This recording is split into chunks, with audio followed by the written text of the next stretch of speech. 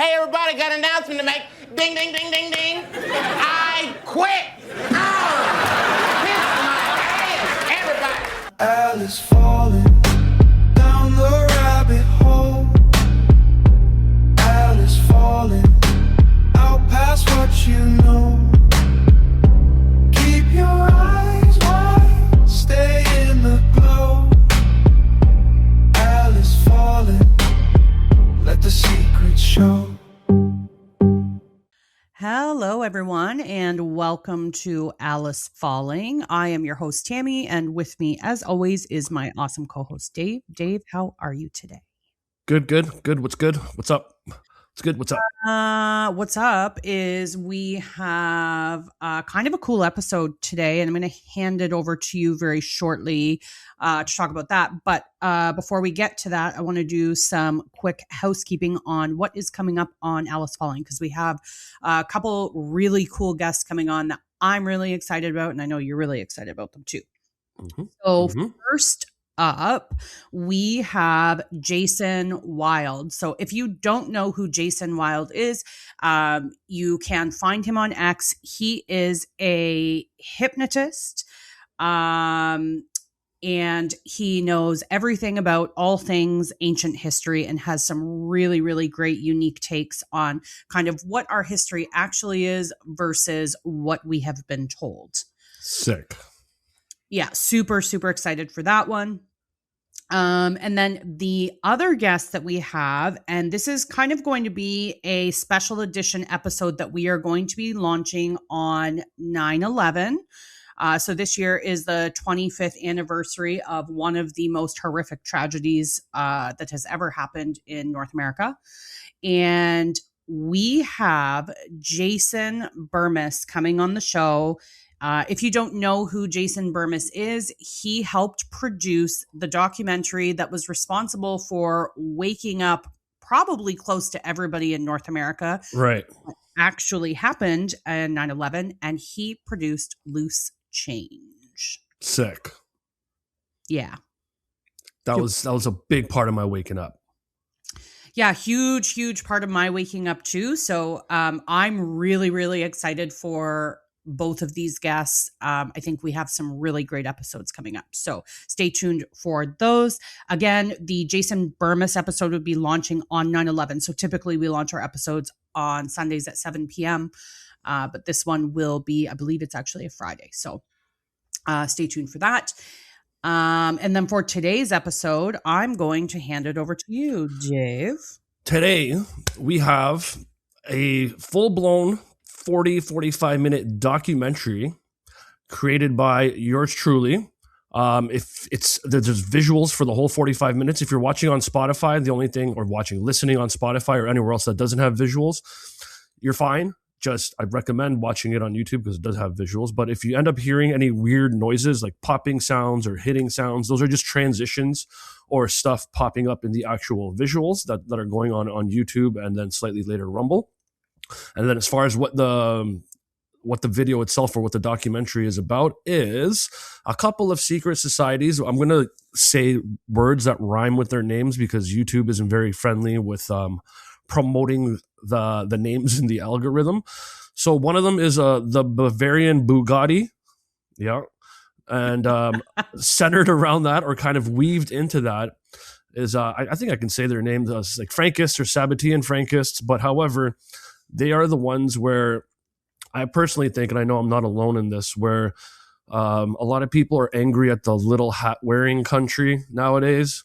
And then the higher up or the elite echelon in that country being the Trianists. So the Sabbatean Frankists are kind of, or I think they're in charge of them, to tell you the truth. I think they're the puppet masters behind them, pulling their strings, and they get woven into the Bavarian Bugatti. And yeah, every so often we'll do something like this, but it's a full-blown 45 minute documentary with sources and nothing's made up. And it comes from like the 15, 20 books I used to put this all together. And the reason I did this is reading books and watching boring lectures isn't for everyone. So I try to make something that will keep people's attention. Scenes change every 4 to 7 seconds, and the information comes quick, but it's all pretty accurate with some with all kinds of sources. The end. And for anybody that is not catching on to the Bavarian Bugatti, it also rhymes with rhymes with Shaluminati. Yeah, it sure does. Also, for anybody that does not want to watch on YouTube, a quick reminder, we do have a Substack as well. So you can watch the video on Substack too. All right. Well, with all that said, let's get this going. Enjoy, everyone. Enjoy the show. The Illuminati. Are they real? Who started them? Who's a member? What do they really want? Let's try to find out. Hit the intro.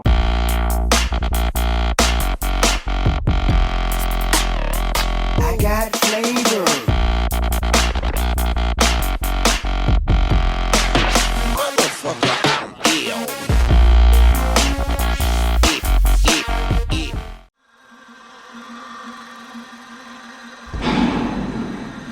Today, the word Illuminati is often said to describe an elite group of people occupying various positions of influence throughout society. The word almost has become a parody of itself and is often used to discredit any real discussion of what is going on behind the scenes. We can factually say the Illuminati were first publicly acknowledged on May 1st, 1776. However, the official name for this group or order was the Bavarian Illuminati. That's right, that's the full name, not just Illuminati. Other names suggested among members prior to launch were the Order of Perfectibilists and even Society of Bees. Boring!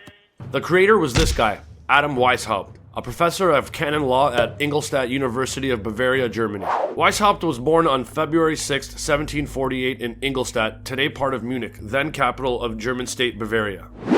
Adam's father passed away when he was 5, which left Adam in the care of his godfather, Johann Adam Freier von Ickstadt. Ickstadt was a professor of law at the University of Ingolstadt. Ickstadt gave Adam access to his private library. It was here young Adam was introduced to the works of radical French writers such as Rousseau and Voltaire. At age 7, Adam was enrolled in a Jesuit school, where he often got in trouble with the teachers because of his youthful ideals and love of free expression. At this point, we need to add a layer to this timeline by mentioning something else that is happening in the world around this time. Jacob Frank, creator of Frankism, and later member of the cult of all cults. Remember this name, we'll get back to him in another video, he's super important. Was arrested in 1760 by the Catholic Inquisition and imprisoned for 13 years.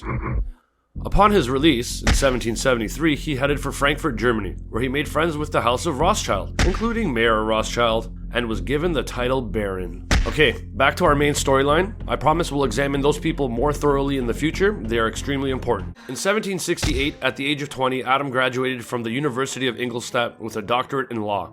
Around this time, he converted to Protestantism despite his Catholic training. Thanks to his godfather again, Adam had access to books that were generally banned by the Jesuits, who tightly controlled Bavaria at the time. These forbidden books of ancient mysteries, cults, and paganism greatly influenced Adam to become a free thinker and seek out additional works by Age of Enlightenment thinkers. Age of Enlightenment was an era he was living in. If we go back to our side quest happening in our timeline right now, we find this going on. The year is 1773, and Jacob Frank, Satanist surprise, is forming alliances. First with Mayer Amschel Rothschild, banking dynasty starter of the Rothschild family. And some researchers say at this point he even made homies with Adam Weishaupt. However, some researchers say that happened a little after the start of the Bavarian Illuminati. The discrepancies above leave two schools of thought in this story. One, Mayer Rothschild influenced and financed the start of the Bavarian Illuminati and was kept out of the limelight for a while. Or two, Mayer Rothschild joins shortly after the creation of the Bavarian Illuminati and then has an influence on the order. A little background on this Mayer character. Mayer Rothschild was actually born Mayer Bauer, and he was the one that changed the last name from the Bauers to the Rothschilds. The Bauers were a notorious occult family of Middle Ages Germany. And Mayer Rothschild is famous for the following quote: "Give me control of a nation's currency, and I care not who makes the laws." Now back to our main quest.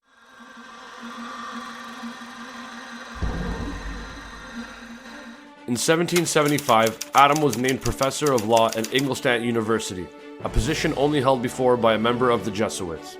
Adam, being Protestant, and his promotion further enraged authorities and pitted the young idealist against traditional faculty members, many of them Jesuits. Regardless, Adam's popularity grew with students and faculty.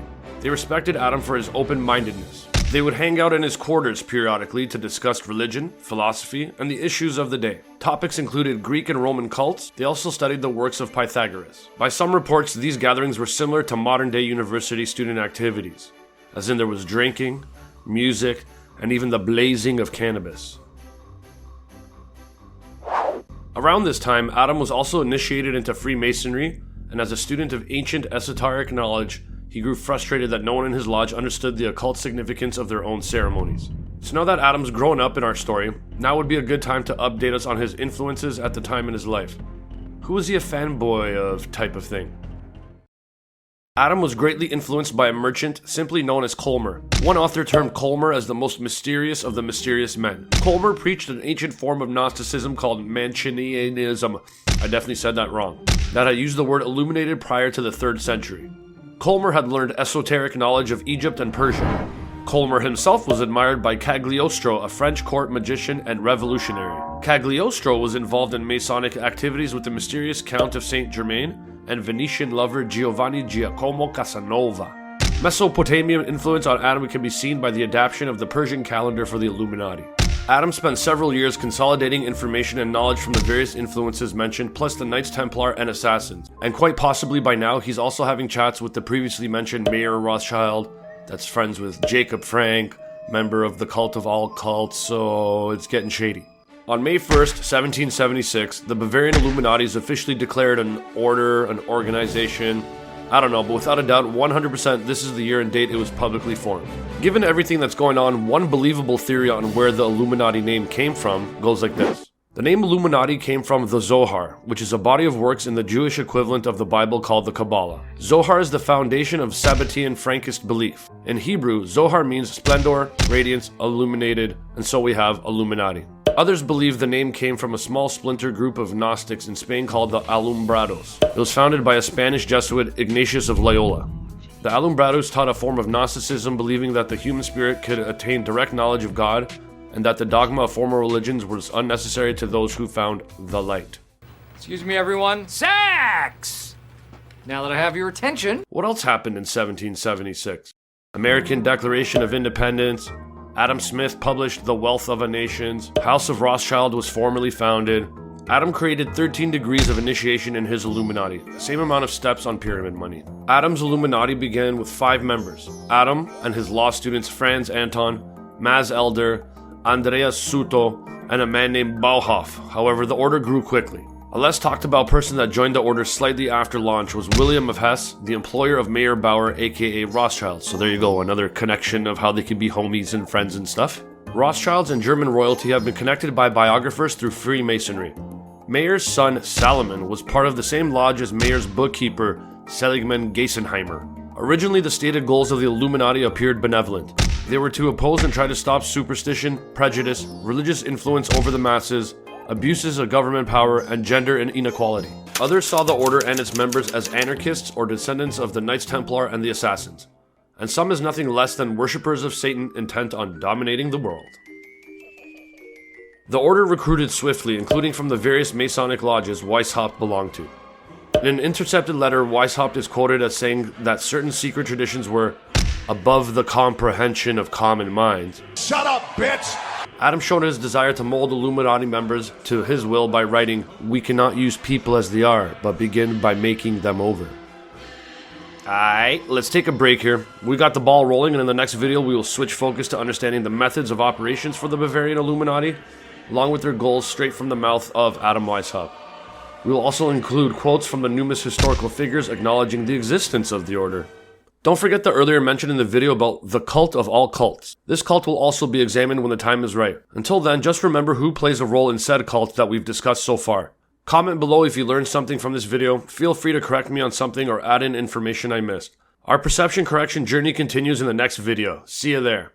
It was not my intention to doubt the doctrines of the Illuminati, and the principles of Jacobinism had not spread in the United States. On the contrary, no one is more fully satisfied of this fact than I am. George Washington, 1782.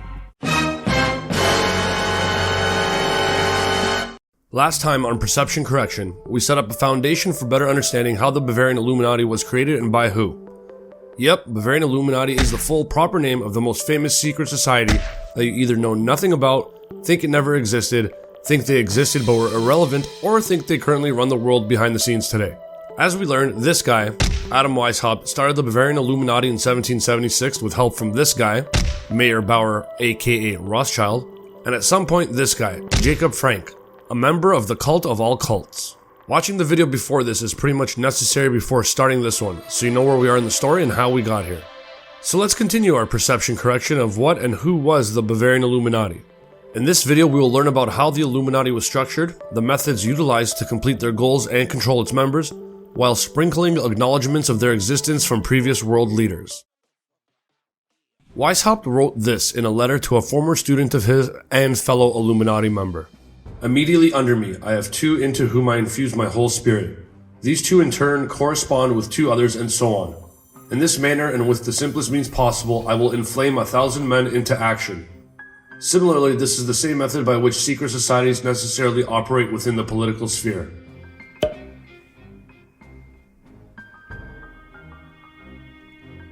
Secrecy was the key to Illuminati control. A man by the name of John Robson, I don't know, look how it's spelled right here. I want to pronounce it Robinson, but it's not, it's Robson.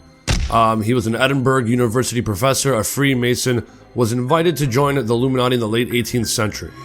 After investigating the order, he published his findings in a book titled Proofs of a Conspiracy Against All the Religions and Governments of Europe, carried on in the secret meetings of the Freemasons, Illuminati, and reading societies.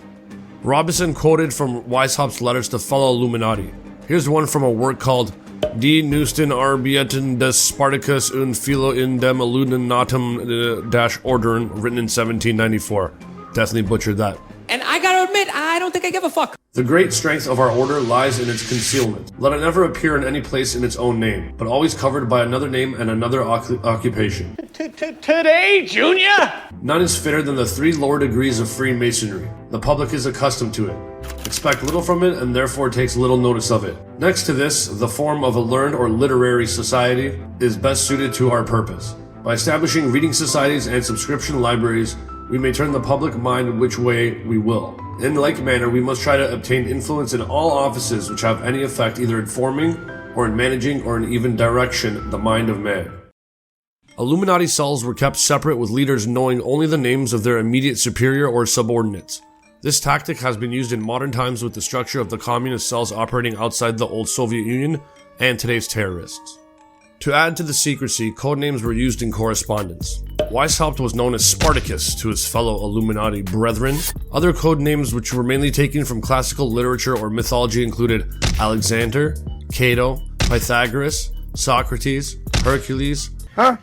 What, you want some dick? Odin, Confucius, and Osiris. Even cities and locations had codenames. Vienna's code was Rome. Austria's was Egypt. France was Illyria. Despite Weishaupt's animosity towards the Jesuits, he did end up borrowing their pyramidal structure to use for the Illuminati. Along with that, he incorporated structures of Freemasonry by using a similar system of degrees, esoteric instruction, and secret methods of recognition. Okay, so anyways, the Illuminati was organized into 3 primary classes: Nursery, the Masonry, and the Mysteries. Then these classes, again, were divided into parts with various degrees. So I'm going to provide a brief run through of this structure right now, but if you're interested in a deeper dive, may I suggest this book. In fact, I've read 3, 4, or 5 books by this author, and I'm yet to be disappointed, so go check that shit out. The Nursery class was subdivided into 4 degrees: Preparation, Novice, Minerval, and Illuminatus Minor. You fucking nerd! The Preparation degree was just the starting phase of recruitment. The focus was figuring out the initiate's views on the church and the state. The candidate only knew the name of his recruiter, called an insuator, and was unaware that the Illuminati had spies called scrutators, whose job was to constantly surveil new members. Upon entering the novice degree, shit started to get a little more real, as the kids say. The aspiring member was forced to sign an NDA called Silentio, along with being given a notebook. I know, a notebook, watch out. During the 1 to 3 year probation period, the novice was asked to keep a log of the following things inside the notebook he was given: the weaknesses, prejudices, actions, financial status, and interests of everyone he met, including his own family, friends, and even strangers. He was told to write down his thoughts about any local or national news event, activity, or story. He was also asked to record his thoughts about his recruiter, aka brother insinuator. The brother insinuator was a huge factor in the initiate moving up throughout the ranks or not. Novices were also conditioned to be obedient. They had to take orders from their superiors without question. They also had to keep their mouths shut about the order's activities. The masonry class was divided into 2 parts, containing a total of 5 degrees.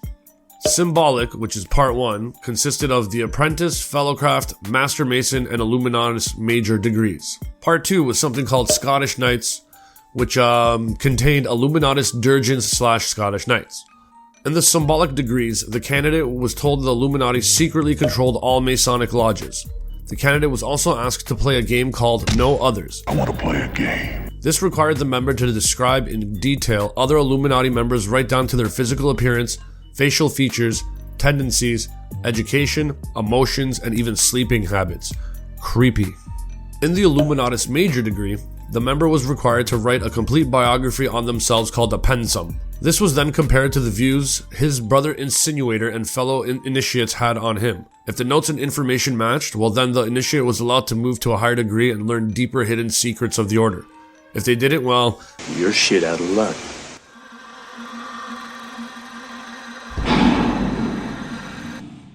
by the time you were a Scottish Knight degree, you were a well-vetted individual and could be made an administrator for the order, which in some instances involved being put in charge of an illuminized Masonic lodge.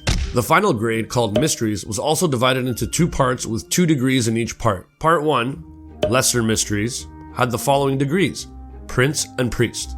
Part 2, Greater Mysteries, had the following degrees: Magus and King. The degree of Prince usually consisted of top administrators in the order. During induction for this degree, the candidate's hands were tied to symbolize the bondage of state and church tyranny. The password for Prince was Redemptio. That's it. It just means redemption. That's all I got. The degree of Priest meets once a year to perform a ritual called a synod, in which they arrived to blindfolded via a horse and carriage. Illuminati priests were given the choice of directing one of the following sciences: physics, medicine, mathematics, natural history, politics, the arts, or occult sciences. Priests were taught that great wealth could only come at the expense of others. Candidates for priesthood were presented with a choice of treasure, including gold, jewelry, a sword, a crown, or a coarse woolen robe. If you chose the robe, you would advance. Who would have thunk it? A candidate with his utter dedication proven to the order was permitted to enter the top-level circle of initiates as a magus. The rank of magus sat directly below the position or degree of king. The position of king was strictly occupied by Weishaupt himself. Next up, methodology. 18 to 30-year-old young men from wealthy and well-connected families were especially sought out for membership. Convincing academics and clergy to join the order was large in thanks to the charitable and philanthropic public image that was created for the order by the order. Many believed the Illuminati was a Christian effort to unify society into one big happy society. Weishaupt explained, "These powers are despots when they do not conduct themselves by principles, and it is therefore our duty to surround them with its members so that the profane, non-illuminated persons may have no access to them. Thus we are able most powerfully to promote interests. If any person is more disposed to listen to princes other than the order, he is not fit for it and must rise no higher. We must do our utmost to procure the advancement of Illuminati into all important civil offices." So, buddy's pretty much telling you right there to listen to people from the order itself above any people of authority in society. Weishaupt also said, "Behold our secret. Remember that the end justifies the means, and that the wise ought to take all the means to do which good, the wicked take to do evil." So basically, if lies, theft, murder, wars, and deceit result in a mission accomplished for the illuminated ones, then that's okay. Illuminati were indoctrinated with the Weishaupt blend of esoteric knowledge. Weishaupt also took on a philosophy that has always ended with horrible results, a philosophy shared by numerous tyrants including Hitler. "Man is not bad," Weishaupt wrote, "except he is made so by arbitrary morality. He is bad because religion, the state, and bad examples pervert him. When at last reason becomes the religion of men, then will the problem be solved." The few members who proved especially dedicated to the order were awarded all the benefits available to them. For Weishaupt once wrote, "The power of the order must be turned to the advantage of its members. All must be assisted. They must be preferred to all persons otherwise of equal merits. Money, services, honor, goods, and blood must be expended for the fully proven brethren." At this point, the breadcrumb trail of information from numerous sources ties in the Illuminati with communism, communism with what many may call the most dangerous book in history, and then that book back into the Illuminati. That coming full circle, I'm not going to try to touch this topic about this book until I'm more educated on what's going on there. Alright, let's call it a day here. Thank you for joining us for hopefully episodes 1 and 2 now on the Illuminati. We're going to throw a little curveball into our story timeline. Instead of continuing on with the Illuminati, the next video, which will be the third in this series, is going to go and finally do an introduction to the cult of all cults, because they are rather important as to what's going on here and future on in the history of the world. So hopefully you'll join us for that, and until then, Satanists, genuine ones, are peculiar people. They aren't ignorant peasants or semi-literate natives. Rather, their ranks are filled with doctors, lawyers, businessmen, and basically high responsible citizens. They are not a careless group who are apt to make mistakes. But they are secretive and bonded together by a common head and desire to mete out havoc on society. It was Aleister Crowley who said, "I want blasphemy, murder, revolution, anything bad." The above quote is from serial killer David Berkowitz, who said he was part of a satanic group that orchestrated his murders. The quote is taken from letters he wrote to a church minister. Welcome to the video. Go like and subscribe. If you've watched previous videos, hopefully you've realized I put effort into entertaining you while getting this information across to you. If you don't like and subscribe, you're pretty much telling me you hate cute little puppy dogs. If you regret subscribing down the road, just unsubscribe, it's free. This video is a prequel, timeline-wise, to the information in my previous 2 videos, so if you want the bigger picture and full knowledge of what's going on here, make sure to watch all 3 videos. Booyakasha! The cult of all cults, it's time for an introduction. Hit the intro.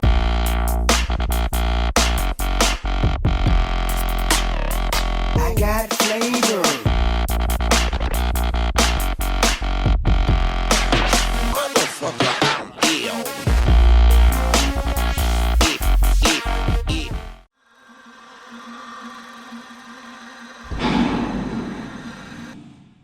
So is it really the cult of all cults? I think so. Other authors and researchers have convinced me so. How do you even measure such stats to award such a title? Anyways, you decide on your own. The story of this cult spans a few centuries and has 2 vital leaders part of their history. So let's get started. Meet this guy, Sabbatai Zevi. See, I just called him Sabbatai Zevi, but like through my research, there's a whole bunch of different pronunciations for his name. There's Sabbatai, and then Zevi's pronounced a different way, and different spellings and stuff. So my apologies if I'm getting it wrong, but I'm going to stick with Sabbatai Zevi, no offense. Zevi was born in 1626 to wealthy parents living in Anatolia, which surrounded most of Asia Minor and Turkey. Fast forward to 1666. Yeah, that's right. Zevi is currently a Kabbalist rabbi. At this point, he decides to declare himself the long-awaited Jewish Messiah. I can only imagine how that went down, quitting his day job, but like getting up and being like, "Listen up, I quit, everyone, I quit, I'm the fucking Messiah now, fuck this job." Hey, everybody, got an announcement to make. Ding, ding, ding, ding, ding. I quit. Kiss my ass, everybody.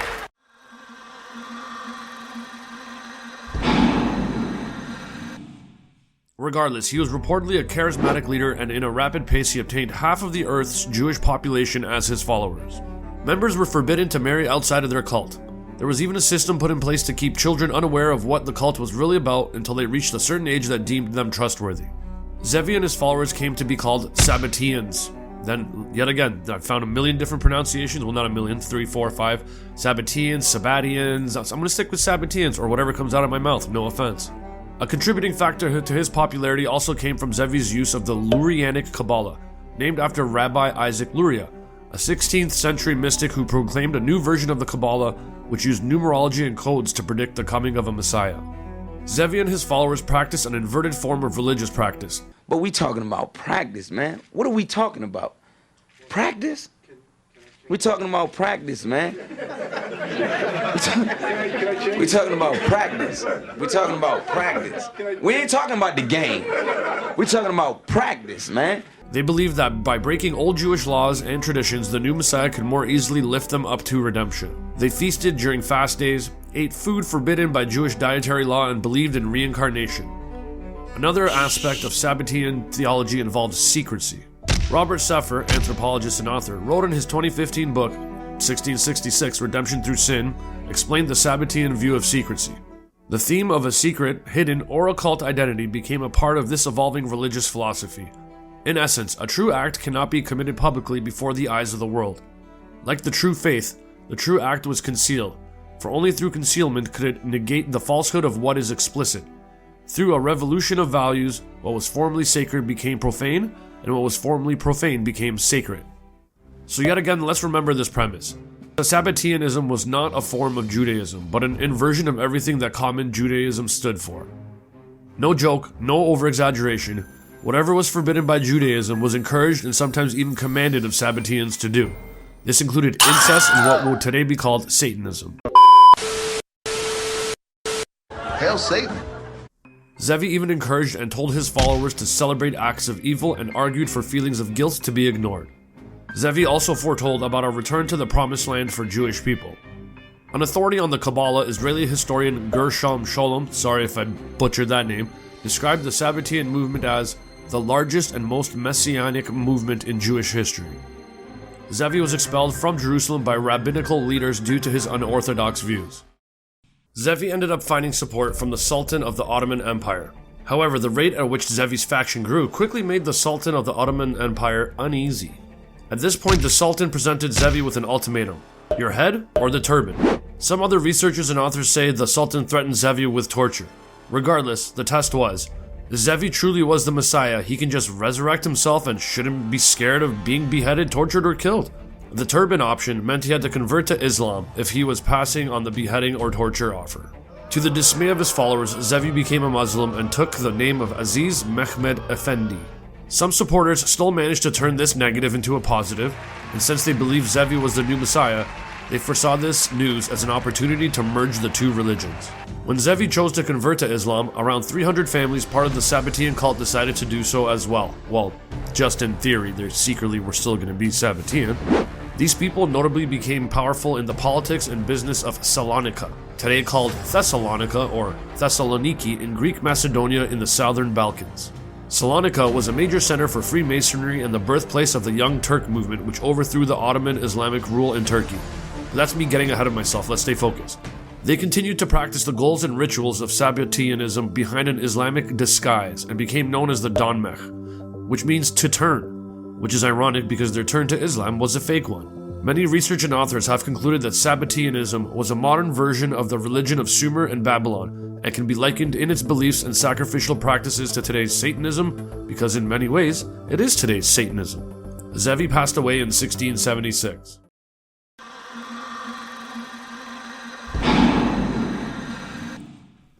The movement's leadership was taken over by this guy, Polish-born Jacob Frank, who claimed to be the reincarnation of Zevi, as well as the biblical patriarch Jacob, to the Donmech people as he encountered them traveling through Turkey as a salesman. Adopting the practice of posing as something one is not, Frank persuaded his followers that they needed to pose as Christians in order to preserve themselves. Frank taught that the overthrow and destruction of society was the only way to save mankind. Sabbateans, under Frank's leadership, became known as Sabbatean Frankists. Sabbatean Frankists ended up using a belief system that was more fucked up back when they were just Sabbateans, that neglected the strict Judaic rules, including those on decency, and even wife swapping, incest, and sex orgies were permitted. Do what thou wilt was preached by Frank, along with the Gnostic view that the Old Testament God was evil and that the best way to imitate the true God was to breach every old moral code. Hold up. Wait a minute. Something ain't right. Do as thy wilt? That sure does sound familiar. Weishaupt also said, "Behold our secret. Remember that the end justifies the means, and that the wise ought to take all the means to do which good, the wicked take to do evil." I mean, it's not the same thing, but they essentially mean the same thing, then just in different words. Frank explained that in order to become free, one must throw off all conventions. He also practiced this philosophy by converting to both Islam and Catholicism. He slept with certain members of his cult, including his daughter Eva Frank. That's not funny, you sick fuck. Some have gone as far to call Jacob Frank an occultist and black magician. Frankism involved animal and human sacrifices and declares that Lucifer is the true god. Pedophilia, Satanism, human sacrifice went wherever Sabbatean Frankists went. Frank believed that if salvation can be brought upon by purity, it could also be achieved through sin. Rabbi Marvin Antelman describes Frankism in his book To Eliminate the Opiate Volume 1 as a movement of complete evil. Gershom Scholem, a Jewish professor that I mentioned before, said of Frank in his book The Messianic Idea in Judaism, "In all his actions, a truly corrupt and degenerate individual, one of the most frightening phenomena in the whole of Jewish history. Infiltration has been the foundation technique of Sabbatean Frankists since their inception. The process of being one thing while in fact being something else became the calling card of the Sabbatean Frankists. Frank was also responsible for the infiltration of the Vatican and Roman Church. Many dogma turned again, this time to Roman Catholicism, with the intentions of taking over the power structure.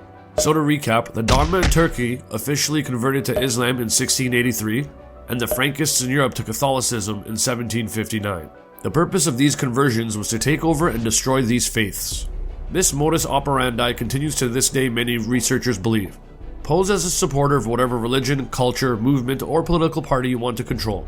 Then maneuver your people into positions of power and influence in the form of ministers, advisors, politicians, executives, etc. Frank, like Zevi, was excommunicated by traditional rabbis. Frank wasn't bothered by this, though, as he still had the backing of the House of Rothschild, whose inner core are Sabbatean Frankists and not Jews. As we learned from previous videos that I made, Frank spent time in jail, and after he got out, he made his way for Germany. So as we remember, Frank made his way to Germany, and according to Marvin S. Antelman, Chief Justice of the Supreme Rabbinic Court of America / biochemist, Frank also during this time became suddenly wealthy, because he was supported by who? Mayor Amschur Rothschild, who had established a banking house in Frankfurt around 1764. Remember the previous Illuminati videos? Well, go check those out if you haven't, because after making those videos while researching this video, I ran into some additional information that kind of gives like a notice that we're on the right track as far as information goes. Ready? Here we go. In 1773, Jacob Frank formed an alliance with two other Sabbateans named Mayer Rothschild and Adam Weishaupt. These three would go on to create the Bavarian Illuminati in 1776. The Illuminati would be a manipulating force behind the French Revolution and the American Revolution. Weishaupt would later become a Protestant Christian but Sabbatean style, which as we've learned means in the public eye only, while still secretly behind the scenes being a Sabbatean or Sabbatean Frankist, whatever. In 1785, a horse courier suffered an accident, a courier that was carrying correspondence between Weishaupt and fellow Illuminati members. This is how the public Illuminati bubble was burst. The documents fingered Weishaupt and his plan for world domination. Since a lot of books on the matter seem to reference this one book to eliminate the opiate volume 1, I had to go buy the book and read it for myself. Lo and behold, 47 pages into the book, and I read the following sentences from the author. If you've watched previous videos on this channel, you'll know why I'm mentioning this.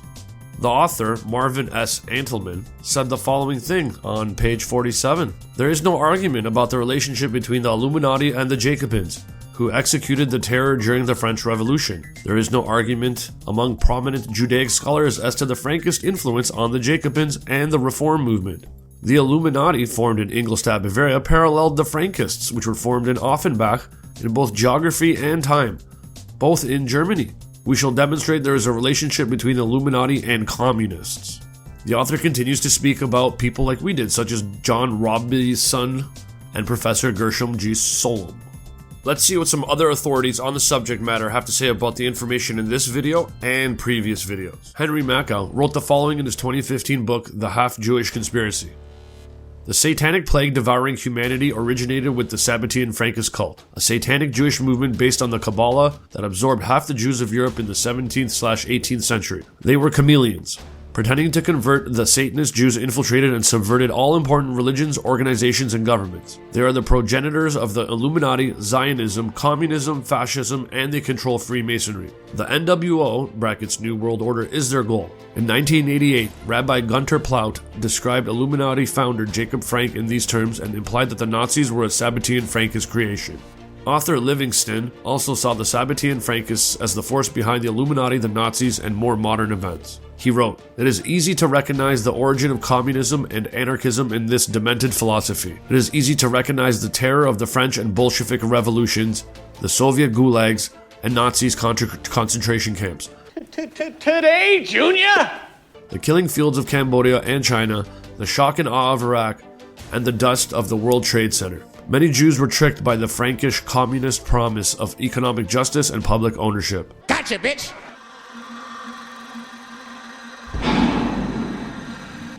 Aight. Booyakasha!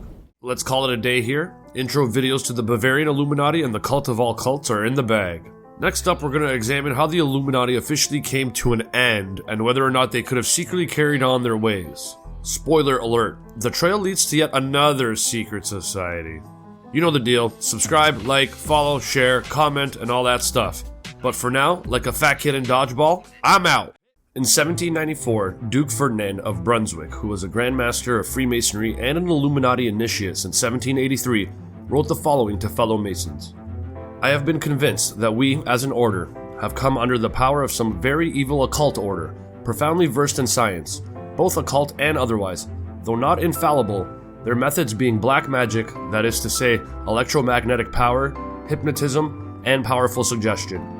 We are convinced that the order is being controlled by some sun order, after the nature of the Illuminati if not by that order itself. In this video, we will examine the demise of the Bavarian Illuminati and the possibility that their mission was handed down to others that continued their work. Go watch the videos before this if you want a better understanding of what is going on. Subscribe, like, share, follow, all that stuff. That's enough time wasting. Let's get this party started. Hit the intro!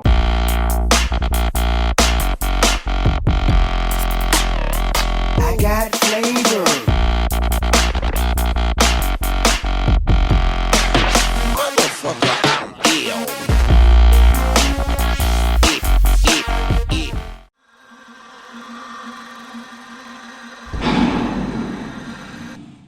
By the spring of 1784, Illuminati membership had grown to just under 3,000 thanks to Adolf Freier Nige and Company, along with two other influential free agent signings by the Illuminati. Duke Ferdinand of Brunswick-Luneburg and Prince Karl of Hesse, both of which were considered important figures in Freemasonry. Nige did not get along with Weishaupt, and in April 1784 he resigned from the Illuminati, promising to give back secret and sacred property of the order and to never divulge information that he swore to keep secret.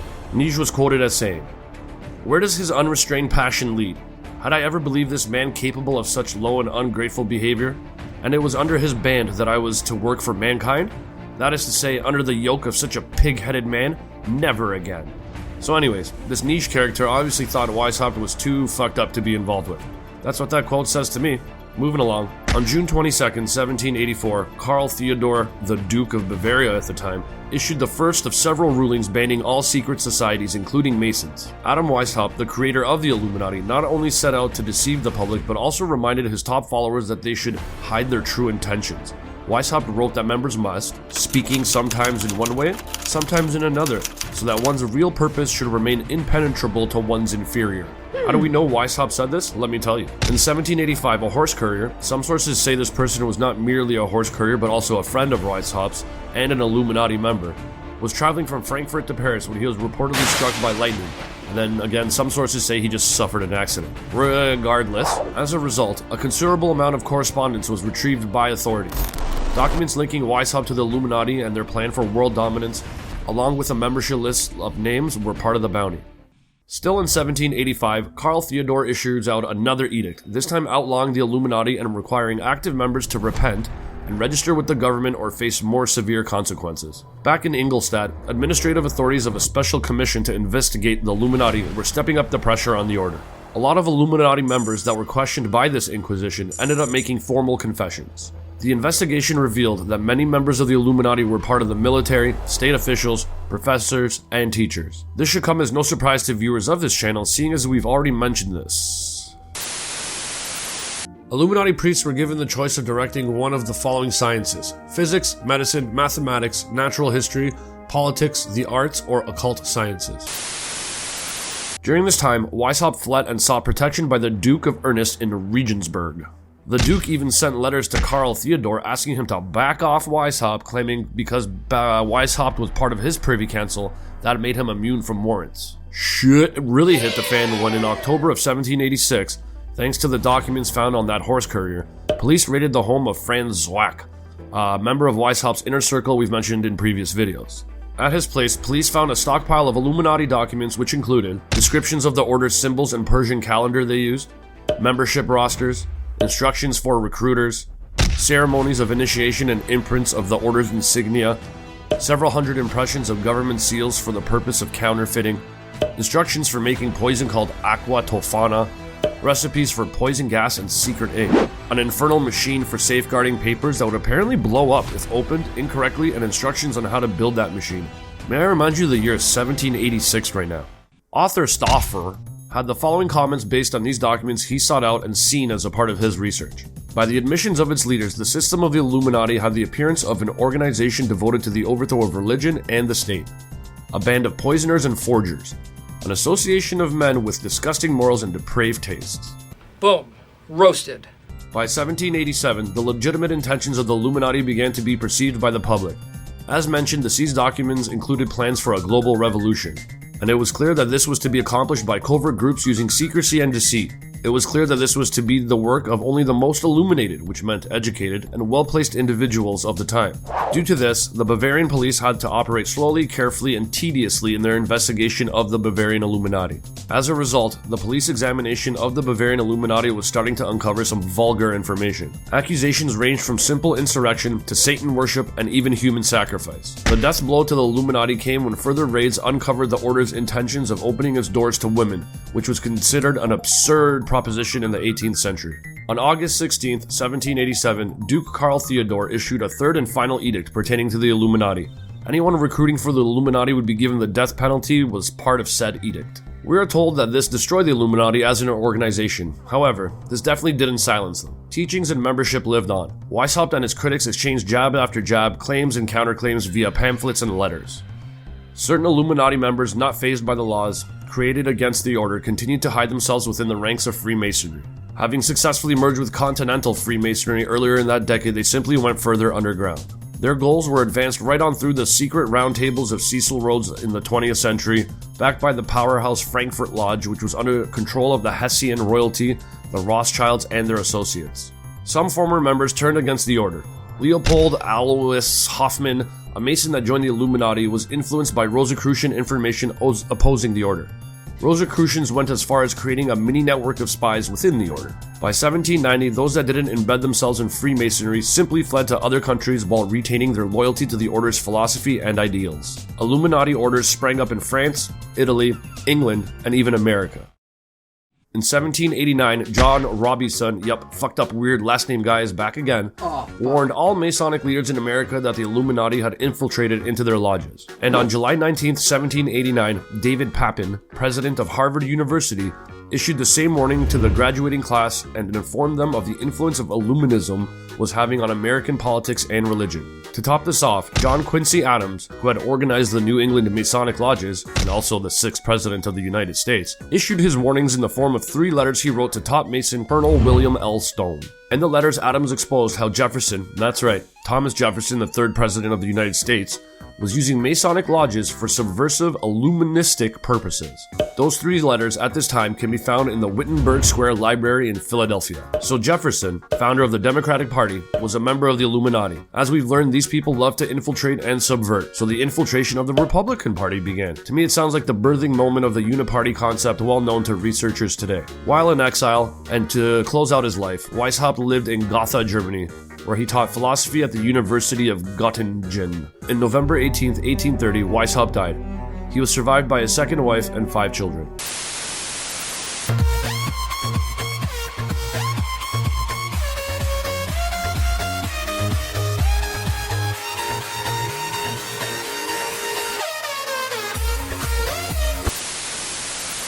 Prior to his death, there are reports that Weishaupt prepared a revised version of the Illuminati, which under various aliases was to organize, finance, direct, and control all international organizations and groups by working their agents into executive positions at the top. Some reports also claim he made amends with the Catholic Church, but if you've been paying attention in the series, that meant Sabbatean Frankist style, where he was just pretending to be something he isn't. I would just like to mention that loads of information about the French, American, and Soviet or Russian revolutions being influenced by the Illuminati does exist. Later on in our journey, we will return to examine those events, but right now it's time to introduce and delve into a new group of people to the channel. The year is 1832. Not even a full 2 years has passed since the passing of Weishaupt. A man by the name of William Huntington Russell is returning to Yale from Germany, where he studied for around a year.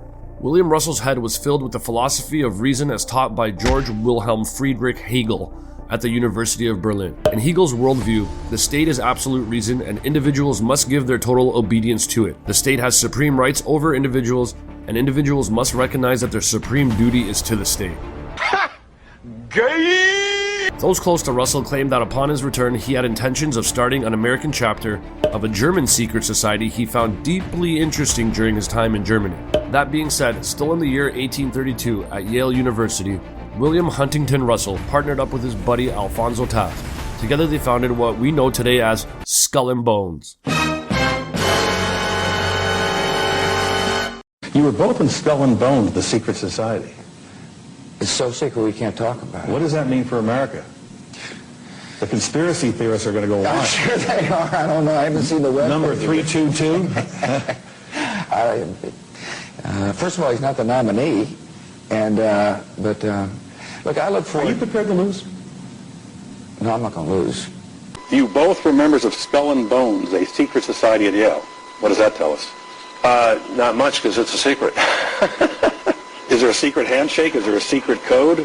I wish there were something secret I could manifest. 322, secret number? There are all kinds of secrets, Tim, but one thing is not a secret. I disagree with this president's direction.